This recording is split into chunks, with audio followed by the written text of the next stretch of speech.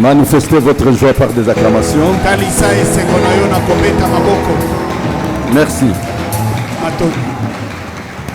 La chorale peut se rasseoir. Prions le Seigneur. Tu es notre Créateur, notre Dieu, notre Père céleste. Merci parce que tu nous as scellés de ton Esprit Saint et tu as fait de notre corps ta demeure.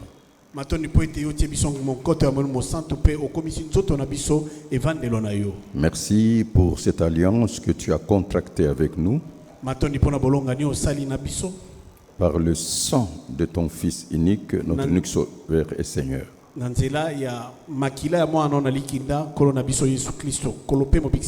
Merci parce que tu nous as introduits dans le régime de la grâce. Bénis ces instants de communion fraternelle. Au nom de Jésus-Christ. Amen. Amen. Que l'Éternel vous bénisse. Que l'Éternel soit avec vous. Que l'Éternel soit avec vous. Que l'Éternel vous bénisse. Est-ce que vous êtes disposés à écouter la parole de Dieu? Amen. Est-ce qu'on peut acclamer pour la gloire de Dieu?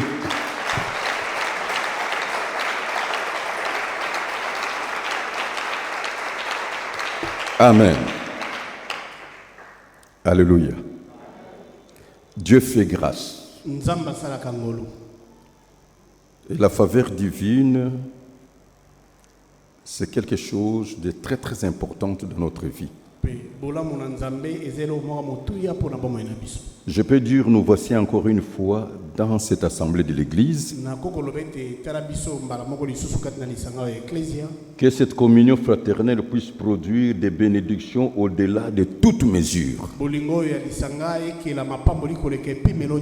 Et cela au nom de notre unique Sauveur et Seigneur Jésus-Christ. Le mystère de la bénédiction divine, c'est dans la communion fraternelle. La communion fraternelle est sacrée dans l'adoration, dans la louange. En retenant les 4 piliers de l'évangile, c'est-à-dire il faut persévérer dans les enseignements des apôtres, fraction de pain, la communion fraternelle et la prière. Regarde celui qui est à côté de toi, parce que nous sommes de la famille de Dieu. Nous sommes des fils et filles dans la maison de Dieu. Quand tu regardes celui qui est à côté de toi, qu'est-ce que tu sens? Est-ce que tu sens l'amour fraternel, la communion fraternelle? Alors saluez-vous les uns les autres au nom de Jésus-Christ. Et enfin, il est digne d'être acclamé, notre Seigneur.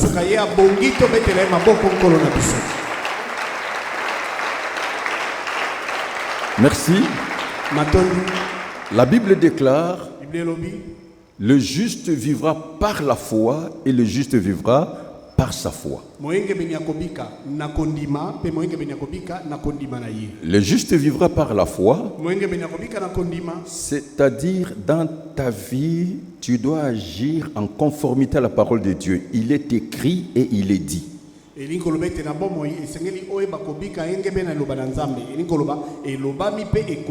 Parce que la parole de Dieu est la vérité. Et le juste vivra par sa foi, c'est que par ta foi, tu dois réaliser de grandes choses. Alors la prédication d'aujourd'hui s'adresse à un homme. Je suis en train de dire aussi la prédication d'aujourd'hui s'adresse à une femme qui est déterminée à réussir dans tous les domaines de la vie.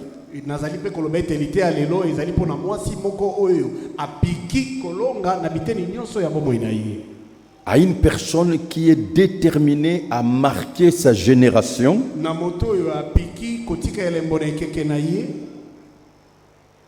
et je crois que cette personne, c'est toi. Parce que tu es en Christ, vivez le schéma des données spirituelles. Tout est possible à celui qui croit. À ce qui est écrit. Rien n'est impossible à Dieu. Ce qui est impossible aux hommes est possible à Dieu. Qu'il te soit fait selon ta foi, qu'il me soit fait selon ma foi. Alors ma foi, je suis un gagnant. Et j'aimerais te transmettre cette foi. Dieu ne ment pas. Dieu est fidèle.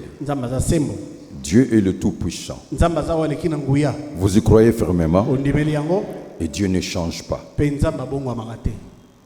Cette prédication s'adresse à une personne qui est engagée à accomplir de grandes réalisations. Alors, de grandes réalisations pour son bien-être, c'est-à-dire pour lui-même d'abord, pour sa famille, pour son église, pour la nation, en bref, pour le bien-être des autres. Tout ce que Dieu veut que vous soyez autonome et que vous devenez sujet de bénédiction pour les autres. Fais un effort de ne pas être une occasion de chute, une pierre d'achoppement, sujet de scandale ou de malheur pour les autres.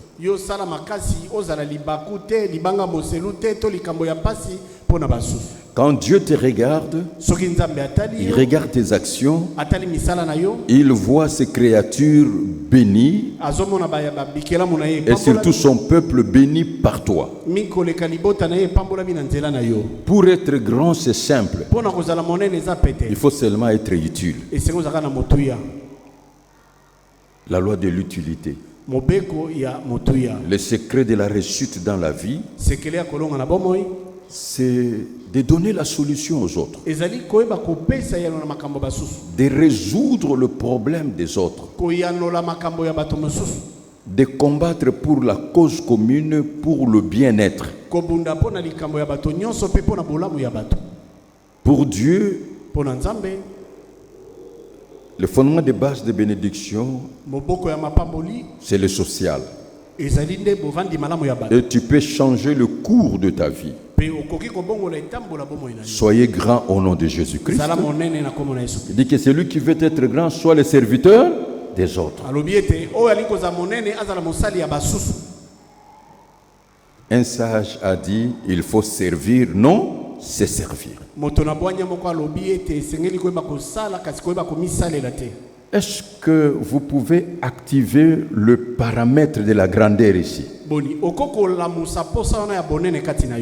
Qui veut être grand dans son domaine? La voie est simple. Il faut seulement servir les autres. Servir.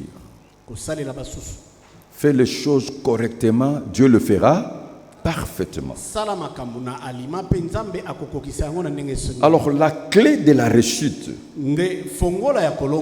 et la clé du succès, c'est de savoir appliquer la sagesse dans tous les domaines, agir avec sagesse. Est-ce que vous êtes disposé à écouter la voix de Dieu à travers ces messages? Alors, tout d'abord, qu'est-ce qu'est la sagesse? Quand je méditais très tard la nuit hier, je prends seulement une définition simple. C'est agir avec prudence. Est-ce que tu peux dire 3 fois la prudence? La prudence, la prudence, la prudence. Et alors, qu'est-ce que c'est la prudence? Pour agir avec prudence, c'est de raisonner et éviter les mauvaises conséquences. C'est ça le but de la prudence. éviter les mauvaises conséquences, et toi aussi de ne pas subir. Et si je vais donner encore une autre signification de la sagesse, c'est un état d'esprit. C'est une attitude d'esprit de celui qui, en réfléchissant, il pense aux conséquences de ses paroles, de ses écrits et actes.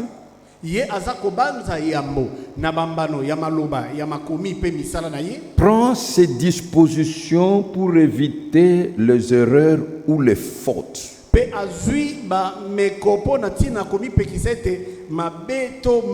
enfin le danger possible. Et aussi de s'abstenir de tout ce qui peut être la source ou les sources de dommages.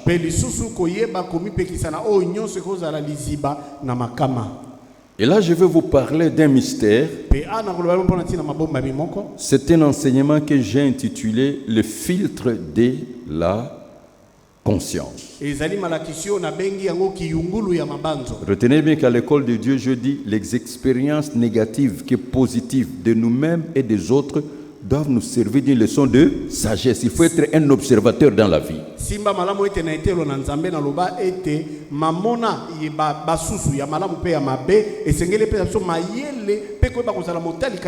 Nos pensées sont les semences de vie. Nous sémons en parole, en écrit, par les actes et faits. Alors, parce que Dieu nous a donné le libre arbitre, c'est-à-dire la responsabilité,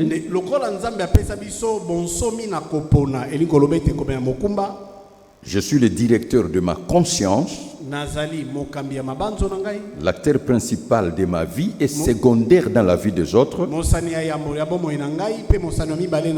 Avant de poser un acte, il faut consulter la raison.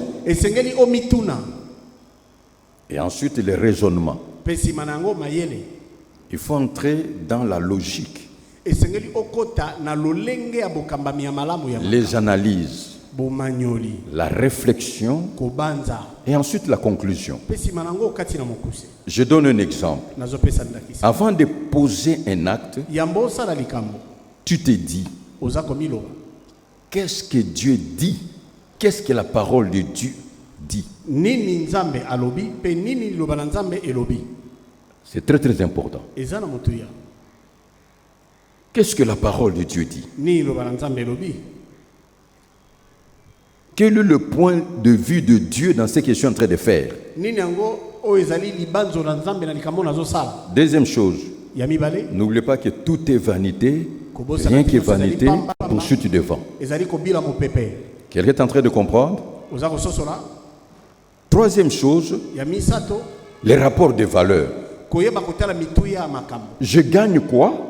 Et je perds quoi? Il faut surtout faire les rapports de valeur. Et ensuite, regardez votre statut, votre travail, votre âge, même votre état de santé.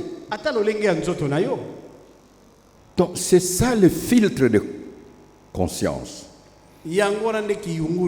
Quand tu arrives à la conclusion, maintenant tu peux t'engager. Parce que tu as un ennemi. Et l'objectif de Satan, que tu ne sois pas heureux sur la terre des humains. Tu as un ennemi. C'est un adversaire. C'est un combat. Et n'oublie pas que le combat est sale. Tout ce que le diable veut, c'est de te détruire et rendre les promesses de Dieu nulles. Alors il joue avec les organes de sens. Et tu dois faire très très attention. Amen. Parce que tu as un ennemi. Et il n'est pas seul. Il y a les esprits impurs. Il y a des hommes. C'est pour cela, avant d'agir, il faut vraiment filtrer votre conscience. Qui peut me dire Amen? Amen. Donc, c'est le filtre de conscience. Et là, tu deviens prudent. Tu ne prends pas des risques immodérés. Et tu prends des précautions. Le pasteur Jean-Marie va lire Proverbe chapitre 22, le verset 3. Si tu peux encore répéter 3 fois la prudence. La prudence, la prudence, la prudence.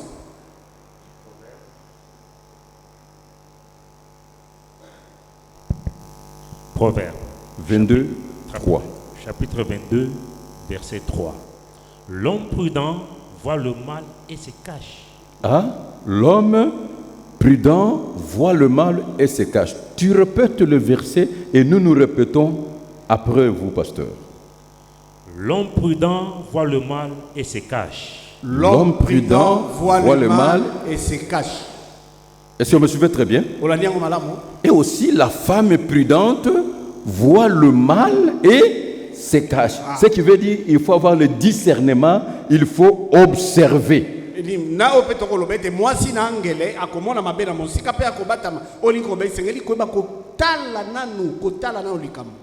L'homme prudent voit le mal et le cache.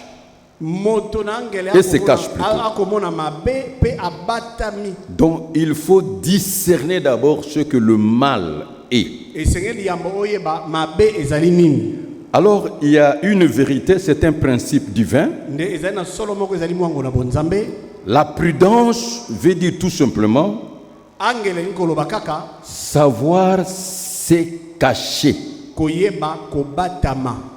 Qui vit caché vit mieux et très bien. C'est ça la prudence. C'est ça la sagesse. Savoir se cacher. Et je répète, c'est un principe. Qui vit caché vit mieux et très bien même.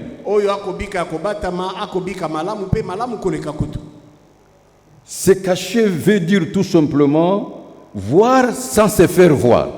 Est-ce que vous comprenez cela? Voir sans se faire voir.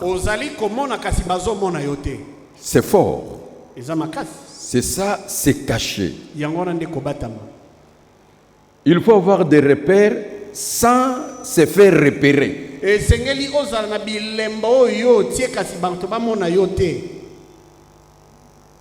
Sans se faire voir. Il faut avoir des repères sans se faire repérer.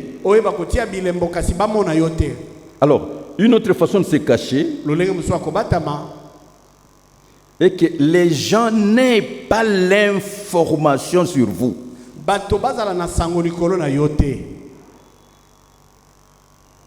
Sur vous-même, sur votre famille, sur votre église, en bref, sur ce que vous êtes en train de faire.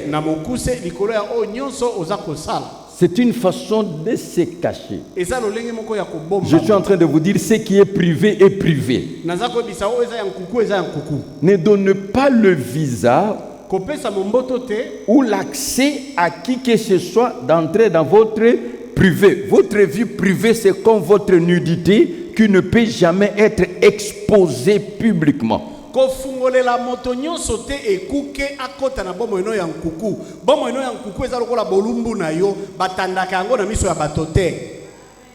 Vous savez, actuellement, à cause de médias et des réseaux sociaux, moi je trouve que les médias est un pouvoir de communication.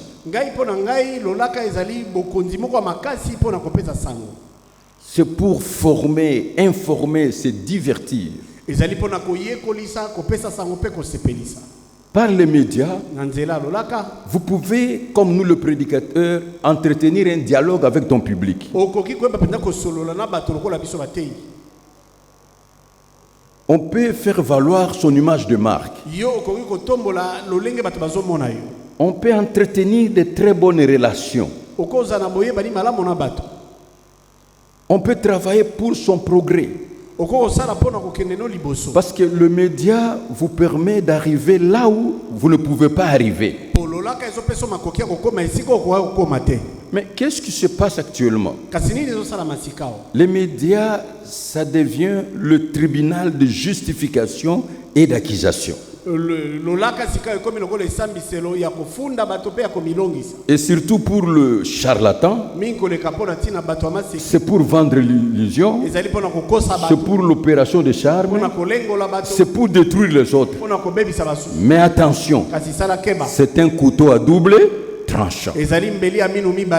N'oublie pas, la Bible dit on ne se moque pas de Dieu. Ce qu'un homme aura semé, il les moissonnera.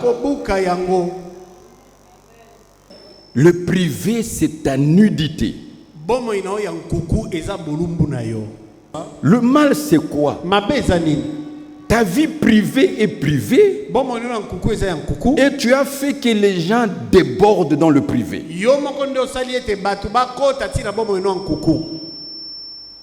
Tu peux me dire 3 fois Amen. Amen, Amen, Amen. Il faut apprendre l'art de se dissimuler ou de se rendre invisible ou alors de cacher votre position.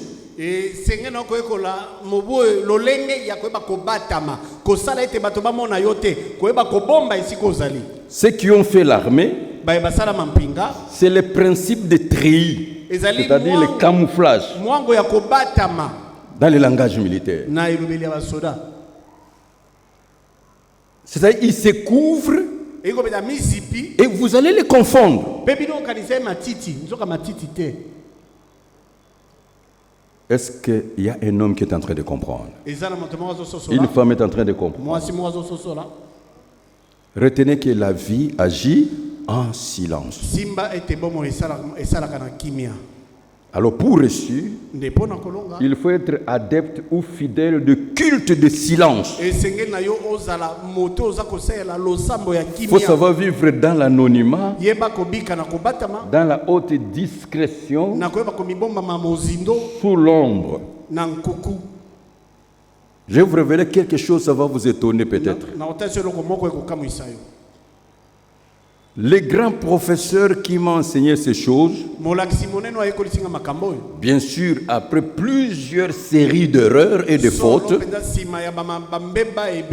c'est le Saint-Esprit. La sagesse, chaque situation a sa façon d'opérer.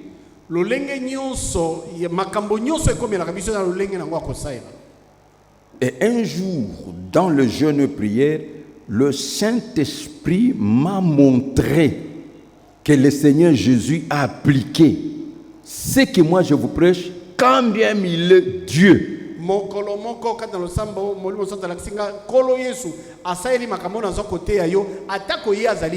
Notre Seigneur et Maître, un jour, il a appliqué ces principes forts. Jean chapitre 8, verset 59, je vais m'arrêter là. Jean chapitre 8, verset 59. Là-dessus, ils prirent des pierres pour le jeter contre lui. Mais Jésus se cacha et il sortit du temple. Qu'est-ce que Jésus a fait? Il se cacha. Le pasteur Jean-Marie rit, c'est peut-être la première fois que tu vois ce verset. Vous voyez? Jésus, lui, Dieu, se cacha. Il observe l'intention des gens. Ils ont pris de pierres. Et l'objectif c'était quoi? Pour le lapider. Qu'est-ce qu'il a fait? Il a demandé l'intervention des anges. Il a opéré dans le domaine de pouvoir surnaturel.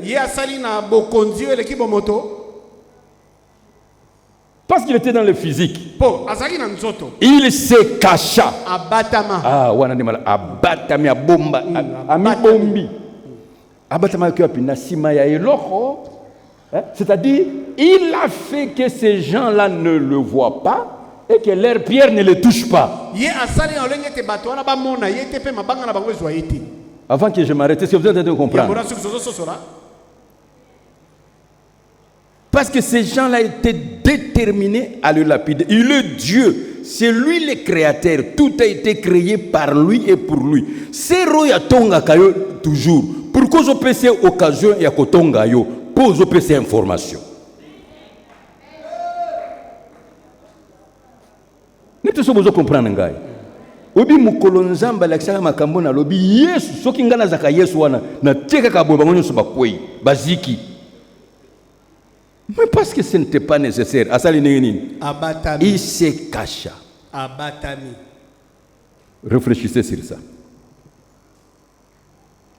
Et pourquoi il a fait? Le Dieu créateur. Il se cacha. Dis-moi Amen 3 fois. Amen, Amen, Amen. C'est ce jour-là que j'ai appris à vivre Dieu, ma conscience, mon travail, ma communauté, et je me suis fondu vivre dans l'anonymat, dans la haute discrétion, dans le silence, et veiller à ce que je fais, que personne ne puisse avoir l'information.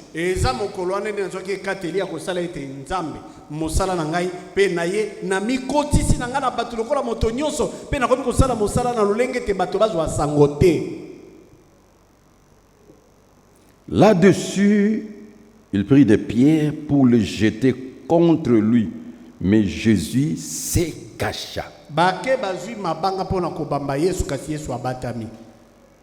Et la deuxième chose, qu'est-ce qu'il fait? Il sortit du temple.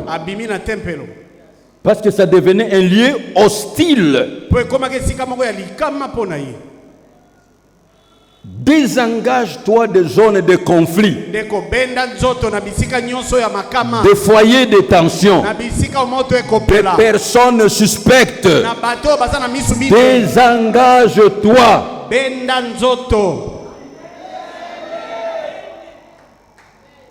Attention avec votre vie privée. Il faut définir qui est père, mère, tante, oncle. Attention avec la vie privée. Je clôture en disant ceci. Dans Jean chapitre 8, verset 59. Là-dessus, ils prirent des pierres pour le jeter contre lui, mais Jésus se cacha et il sortit du temple. Parce que tu peux encore répéter ce verset. Là-dessus, il prit des pierres pour le jeter contre lui. Mais Jésus se cacha et il sortit du temple. Il est Dieu. Tout a été créé par lui et pour lui. Et ce n'était pas nécessaire d'utiliser son pouvoir créateur. Il a utilisé les principes. Il se cacha. Ainsi dit l'Éternel. Cette année, Dieu envoie ses anges pour te bénir. Cette année, il y a des hommes et des femmes qui vont te bénir. Cette année, Dieu va bénir le travail de votre main. Mais devant le danger, devant l'hostilité, les zones de crise, les foyers de tension, devant certaines personnes dont tu doutes de leur foi, il faut se cacher. Est-ce que tu as compris? Non seulement se cacher, il faut sortir du temple. Là, c'est encore un mystère. Parce que le temple, là, c'est la maison de son père. Donc, il est sorti de chez lui. Parce qu'il était en danger. Quand tu remarques que tu deviens la cible de tout le monde, dans la famille, dans l'église, dans la nation, qu'est-ce qu'il faut faire? Il faut se cacher.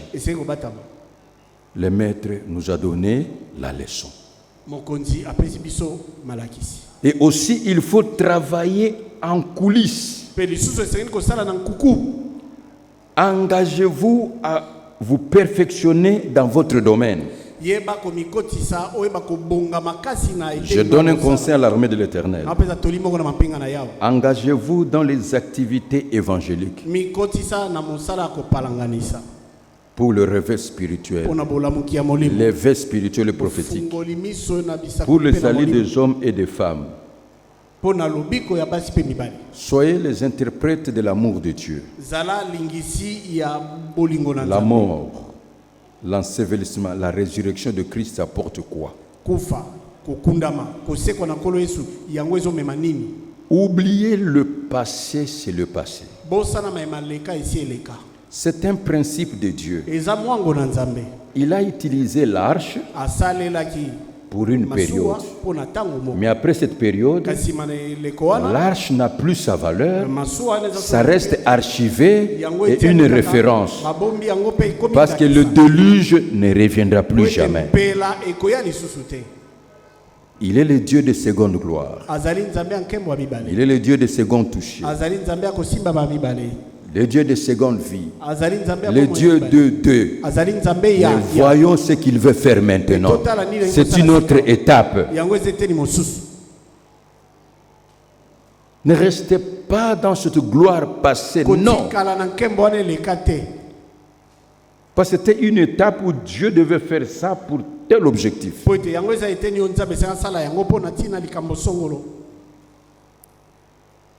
Regardez bien ces poteaux-là.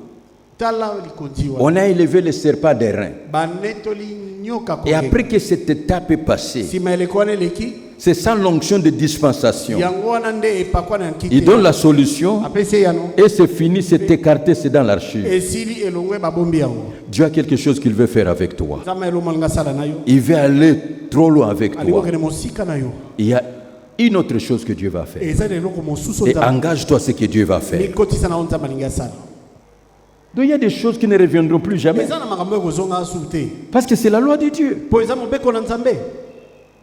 Tu avances, tu ne recules pas. Si tu écoutes bien ces conseils, tu verras la gloire de Dieu. Travaillez pour Christ. Vous servirez l'Éternel et il bénira. Matthieu chapitre 7, verset 24, on va prier.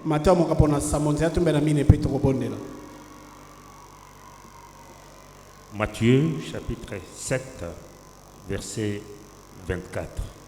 C'est pourquoi quiconque entend ces paroles que je dis et le met en pratique sera semblable à un homme prudent qui a bâti sa maison sur le roc. Amen. Le ciel est ouvert. Ainsi dit l'Éternel. Il envoie ses anges pour vous bénir. Dites Amen.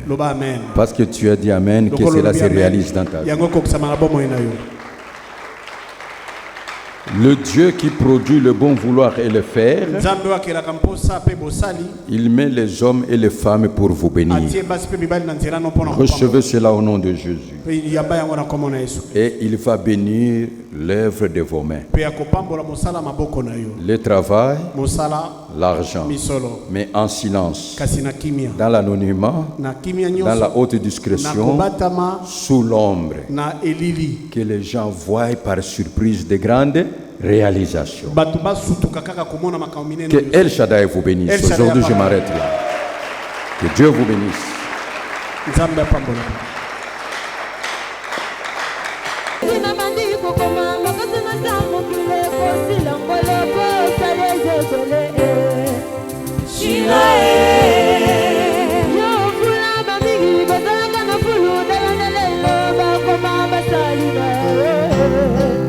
Shiva